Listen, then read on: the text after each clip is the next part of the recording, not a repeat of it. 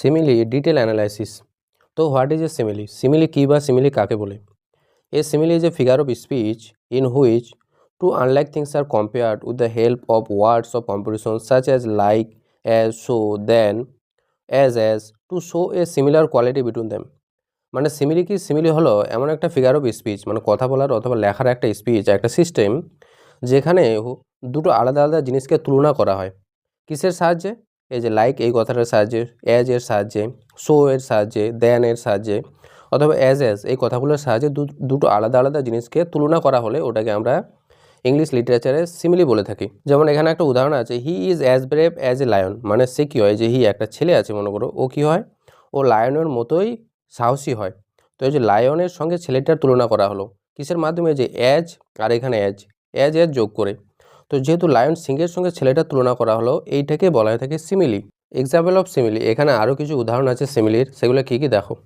1 number বলছে she is as gentle as a dove. মানে সে মেয়েটি হলো কি ডাব, ঘুঘুর মতোই, কিন্তু ডাব যেমন শান্ত হয়, ভদ্র হয়, তো মেয়েটাও অতটাই ভদ্র।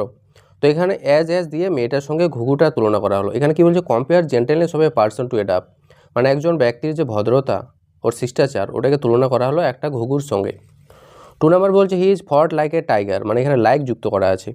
তো কী করছে? সে একটা বাঘের মতো লড়াই করছে, তো তাকে বাঘের সঙ্গে তুলনা করা হলো লাইক কথাটা যুক্ত করে।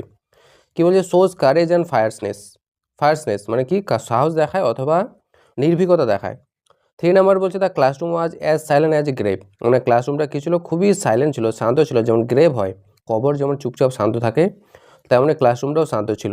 তো গ্রেভের সঙ্গে, কবরের সঙ্গে ক্লাসরুমটা তুলনা করা হচ্ছে। 4 নাম্বার বলছে হার ফেস শোন লাইক এ মুন। বলছে তার মেয়েটার মুখটা কী করে? চাঁদের মতোই জ্বলজ্বল করছে। তো চাঁদের সঙ্গে মেয়েটার মুখের তুলনা করা হয়েছে। ব্রাইটনেস উজ্জ্বলতা বা বিউটি বা সৌন্দর্যটাকে তুলনা করা হয়েছে তার। 5 number time moves as fast as the wind. বলছে সময় কি? চলতে আছে এতটা স্পিডে যতটা হাওয়া চলে। মানে হাওয়ার স্পিডের সঙ্গে এখানে সময়ের স্পিডটা তুলনা করা হয়েছে অ্যাজ ফাস্ট অ্যাজ কথাটা যুক্ত করে। এবার টাইপস অফ সিমিলির টাইপগুলো কি? একটা সিম্পল সিমিলি হতে পারে, যেমন হতে ইউজেস ওয়ান কম্পারিজন ওয়ার্ড, মানে একটা শব্দের সঙ্গে তুলনা করা হয়।